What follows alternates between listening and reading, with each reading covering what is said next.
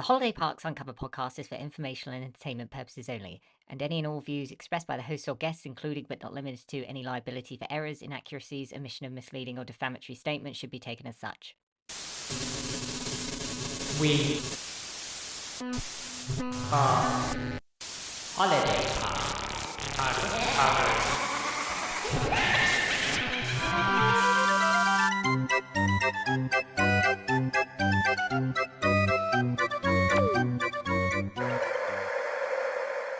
Hello and welcome to Holiday Parks Uncovered, the podcast.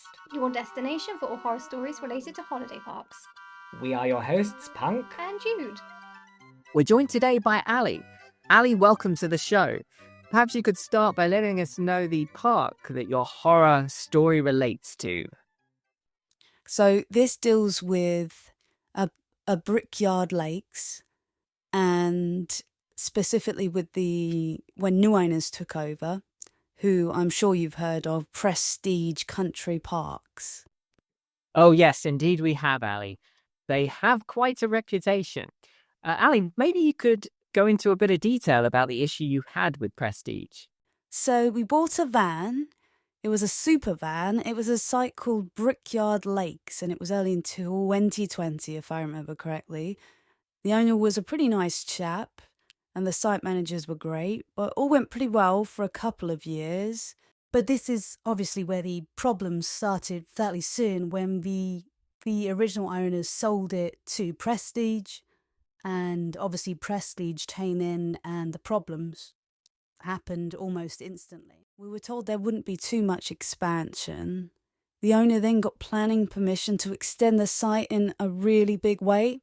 After a couple of months putting tarmac roads in and piped gas in, etc., the site was closed, and if I remember, it was more or less a building site for months. There was no health and safety, no reduction in fees for not being able to use our van during that whole time because we weren't allowed on site.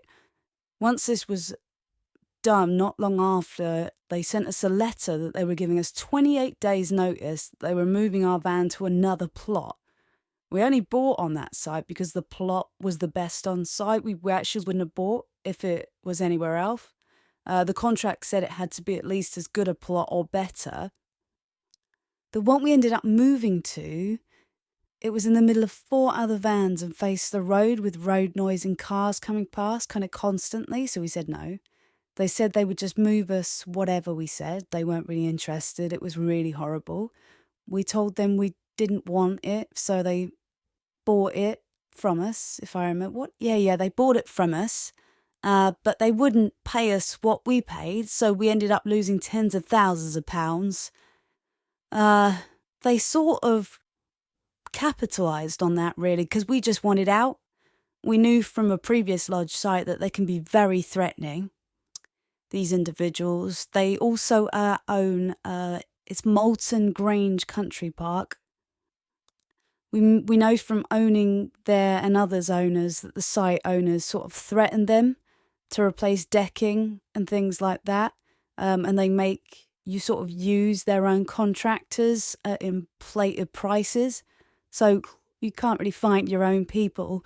They use everyone sort of in-house and they're all kind of related. It's very, it's really horrible. These people really need stopping. The police, they're very familiar with Moulton Grange, and their rentals cause sort of big problems and bad behaviour.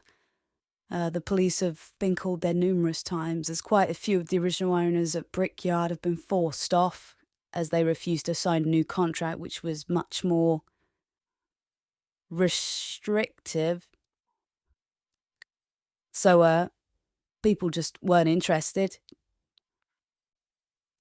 Well, what I actually did was I looked a little bit more online after we had some of the issues. And obviously I found the Holiday Park Action Group.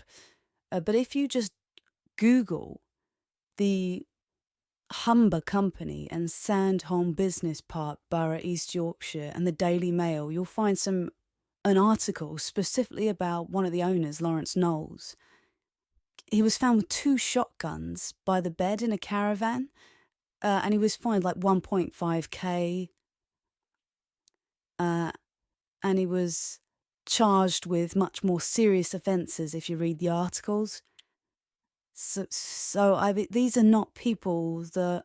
I mean, how do these sorts of people run these places? It's absurd.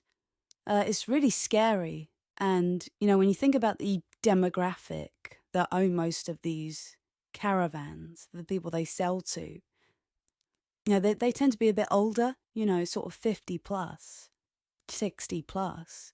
These people are in really, really vulnerable positions with people like this being sort of their overlords. So did it actually specify in the contract that Prestige could move your unit?